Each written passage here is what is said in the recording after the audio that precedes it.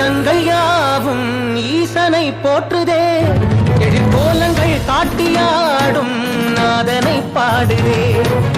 ஆரூரன் தந்த பாடல் அடியாரை போற்றுதே, அதில் காணும் நாயன்மாரின் பக்தியை பாடுதே. நம்மந்த தேவாரம் கேட்டு சாம்பல் பெண்ணானதே, அப்பர்தம் தாண்டகம் கேட்டு நாகம் உயிர் தந்ததே.